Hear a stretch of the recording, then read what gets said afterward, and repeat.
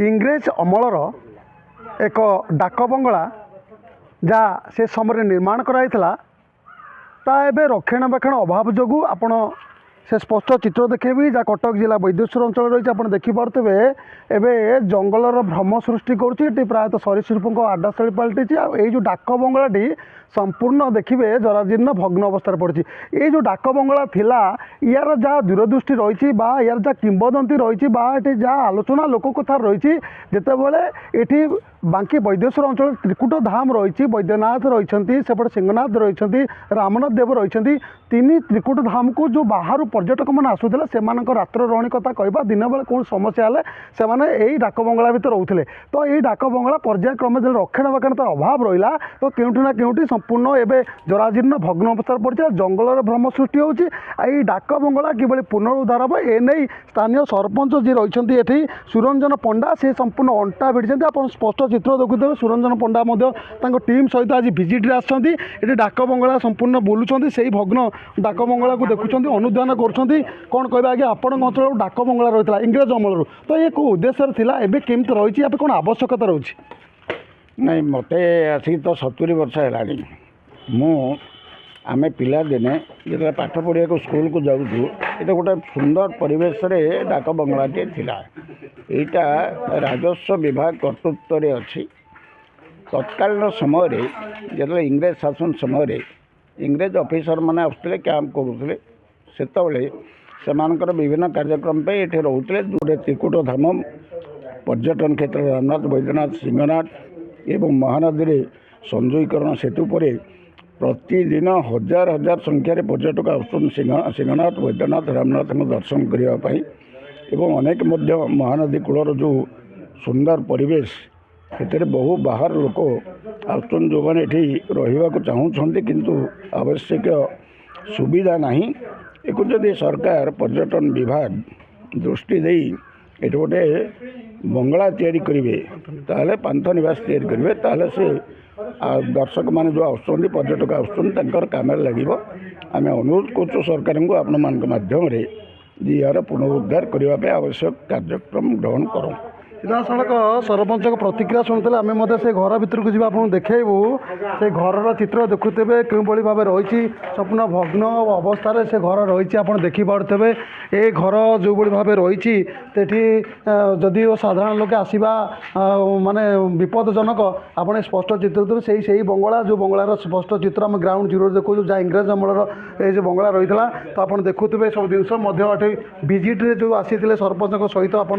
देखुते से ये भिजिट कर तो आप स्पष्ट चित्र देखुते ये हूँ से बंगला से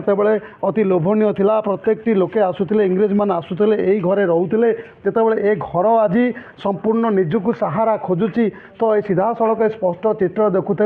ये जो पुराना जिनस ये जिनस ऐतिह्य जिनस आपको खोजिले भी मिलवा हूँ कष्टकर जितेबाला ये तार निजर अस्तित्व हरई सारी हरैया को बसी यार कि पुनरुद्धार ये नहीं समस्त मत प्रचेषा कर स्वतंत्र टीम आज ये सरपंच आसते कौन कह आज्ञा आपण अंचल जिनस केमती रही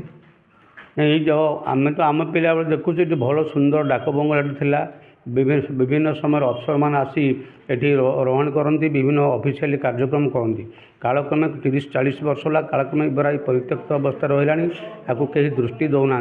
बहु बार पंचायत तरफ सब कलेक्टर तहसील मान दाबी उपस्थापन करने सत्वे आज पर्यंत कर्णपात कले ना आम चाहूँ यहीटा को पुनरुद्धार करा पांथ निवास रूपरेख दिंतु जेहेतु रामनाथ वैद्यनाथ सिंहनाथ त्रिकुट धाम ये टी ब्रिज आरंभ होती बहु परिमाण श्रद्धालु आसुँच प्रभु रामनाथ सिंहनाथ वैद्यनाथ दर्शन करने रही से असुविधा होती कहीं फैमिली लेडीज मैंने आसुँच चाहूँगी आमको कुछ घर टे मिले आम रही दिने दिने मनोरम दृश्य उपभोग कर गाँव को फेरबू कि प्रतिक्रिया शुणुते स्थानीय अधिवासी से गोटे कथा रही है पुनरुद्धार जो कौन कहे आपड़ तो बांकीर प्रथम विधायक पुओ रही आपड़ भिजिट्रे अच्छा केमती देखुं कौन चाहती डाक बंगला आम पिला दिनर ये डाक बंगला थिला पश्चिम बांकीर बदेश्वर एवं ब्लॉक 1 प्रथम आश्रयस्थल बदेश्वर जी आसूला ये पूर्ण तिथि की जी आसूला ये तीर्थ दर्शन कर जी आसूला त्रिकुट धाम जी दर्शन से रोते ସବୁ ପ୍ରଶାସନ ଏଇଠି ରହୁଥିଲେ। ଆଜି ଆର ଅବସ୍ଥା ଏଇଆ। ଆମେ ବାରମ୍ବାର ସରକାରକୁ ଜଣାଇଲା ପରେ ବି କେହାର ଉନ୍ନତି କଲେ ନାହିଁ କି ଘର କେହି ତିଆରି କଲେନି। ଏବେ ଆମେ କହୁଛୁ ସମୟ ଆସିଛି ବାକି ବଦେଶ୍ୱରର ସବୁ ବୁଦ୍ଧିଜୀବୀମାନେ ଆମେ ଏକ ହେବୁ, ବଦେଶ୍ୱରବାସୀ ଏକ ହେବୁ, ସରକାରକୁ ଜଣେଇବୁ। ଯଦି ସରକାର ଏହାର ଡାକ ବଙ୍ଗଳାର ପୁନରୁଦ୍ଧାର ନ କରନ୍ତି ତାହେଲେ ଆମେ ରାଜରାସ୍ତା ବୋଲିକି ଆନ୍ଦୋଳନ କରିବୁ। ପ୍ରତିକ୍ରିୟା ଶୁଣୁଥିଲେ ଯେତେବେଳେ ଡାକ ବଙ୍ଗଳା ଇଂରେଜ ଅମଳ ରହିଛି ତାର ପୁନଃ ଉଦ୍ଧାର ପାଇଁ ଯେତେବେଳେ ଆଜି ନିଜେ ଏଠାକାର ସରପଞ୍ଚ ତାଙ୍କ ସ୍ୱତନ୍ତ୍ର ଟିମ୍କୁ ଧରିକି ଭିଜିଟ୍ରେ ଆସିଛନ୍ତି ଆଉ ଅଣ୍ଟା ଭିଡ଼ିଛନ୍ତି ତ ବାରମ୍ବାର ସେ ମଧ୍ୟ ସ୍ଥାନୀୟ ଉପଜିଲ୍ଲାପାଳଙ୍କ ଦୃଷ୍ଟି ଆକର୍ଷଣ କରିଛନ୍ତି। ବିଭିନ୍ନ ସମୟରେ ସେତେବେଳେ ତତ୍କାଳୀନ ସରକାରଙ୍କ ଦୃଷ୍ଟି ଆକର୍ଷଣ କରିଥିଲେ। ଏବେ ମଧ୍ୟ ଦାବି କରୁଛନ୍ତି ନୂଆ ସରକାରଙ୍କୁ ଯେତେବେଳେ ପର୍ଯ୍ୟଟନ ବିଭାଗ ରହିଛି ନୂଆ ସରକାରଙ୍କର ବିଭାଗକୁ ମଧ୍ୟ ଦାବି କରିଛନ୍ତି ଯଥାଶୀଘ୍ର ତ୍ରିକୁଟ ଧାମରେ ଯେତେବେଳେ ଦର୍ଶକ ପର୍ଯ୍ୟଟକଙ୍କ ସମାଗମ ରହୁଛି ରାଜ୍ୟ ବାହାରୁ ତ ତାଙ୍କର ରାତ୍ରି ରହଣ କଥା କହିବା ତାଙ୍କର ବିଭିନ୍ନ ସୁବିଧାକୁ ଯଦି ଦୃଷ୍ଟିରେ ରଖିବା ଏଇ ଯେଉଁ ସ୍ଥାନ ଯେଉଁ ପଡ଼ିଛି ଅବହେଳିତ ହୋଇକି ଯାହା ଭୂତ ବଙ୍ଗଳାର ଭ୍ରମ ସୃଷ୍ଟି କରୁଛି ସେଇ ଯେଉଁ ଡାକ ବଙ୍ଗଳାର ପୁନରୁଦ୍ଧାର କରାଯାଉ ଏଇଠି ଏକ ପାନ୍ଥ ନିବାସର ବ୍ୟବସ୍ଥା କରାଯାଉ ଯେଉଁଥିପାଇଁ ଯାହା ସୁବିଧା ରହିଲେ ପାନ୍ଥ ନିବାସ ହେଲେ ଯେଉଁ ଆସୁଥିବା ଯାତ୍ରୀ ବା ଆସୁଥିବା ଯେଉଁ ବିଦେଶୀ ଯେଉଁ ପର୍ଯ୍ୟଟକମାନଙ୍କୁ ଏଠି ରହିବାର ସୁବିଧା ସୁଯୋଗ ମଧ୍ୟ ମିଳିବ। ଏ ସ୍ଥାନ ମଧ୍ୟ ଆଉ ଟିକେ ବ୍ୟାପକ ଉନ୍ନତି ହୋଇପାରିବ। ଆଗକୁ ଦେଖିବାର ଅଛି ରାଜ୍ୟ ସରକାରଙ୍କ ଦୃଷ୍ଟି ଏଇ ଅବହେଳିତ ପଡ଼ି ରହିଥିବା ଏଇ ଯେଉଁ ଡାକ ବଙ୍ଗଳା ଉପରେ କେବେ ପଡ଼ୁଛି। କଟକ ଜିଲ୍ଲା ବୈଦେଶ୍ୱର ଅଞ୍ଚଳରୁ ମନୋଜ କୁମାର ଦଳେଇ ନକ୍ଷତ୍ର ନ୍ୟୁଜ୍।